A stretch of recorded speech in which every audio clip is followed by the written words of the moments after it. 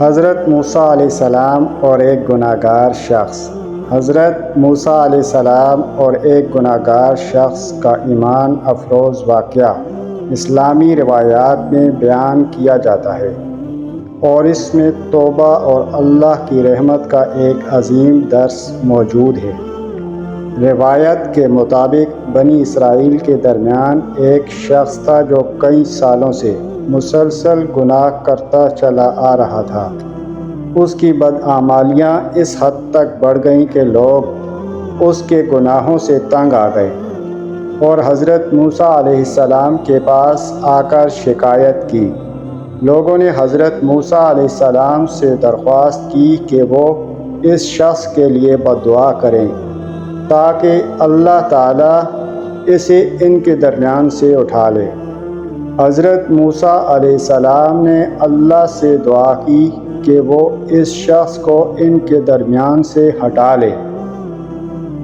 اللہ تعالیٰ نے حضرت موسیٰ علیہ السلام پر وحی نازل کی اور فرمایا، اے موسیٰ، میری مخلوق کو ہلاک کرنے میں جلدی نہ کرو، کیونکہ وہ میرا بندہ ہے، اسے میری رحمت سے نا امید نہ کرو۔ ہو سکتا ہے کہ وہ توبہ کر لے اور میں اس کی بخشش کر دوں۔ یہ سن کر حضرت موسیٰ علیہ السلام نے اس گناہ گار شخص کو تلاش کیا اور اس کے پاس جا کر اس سے اللہ کے پیغام سے آگاہ کیا۔ حضرت موسیٰ علیہ السلام نے اسے اللہ کی رحمت کی خبر دی اور بتایا کہ اگر وہ سچے دل سے توبہ کرے تو اللہ اسے معاف کر دے گا۔ یہ سن کر وہ گناہ گار شخص بہت شرمندہ ہوا اور اپنے گناہوں پر ندامت کا اظہار کرتے ہوئے سچے دل سے توبہ کی۔ اس نے اللہ کے سامنے گڑ گڑا کر معافی مانگی اور آئندہ کے لیے نیک عمل کرنے کا عہد کیا۔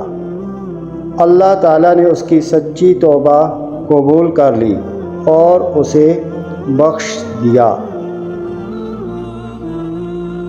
اس واقعے سے ہمیں یہ سبق ملتا ہے کہ اللہ تعالیٰ کی رحمت بے حد وسیع ہے، اور کوئی بھی انسان چاہے وہ کتنا ہی بڑا گناہ گار کیوں نہ ہو، اگر وہ سچے دل سے توبہ کرے تو اللہ اس کی مغفرت کر دیتا ہے۔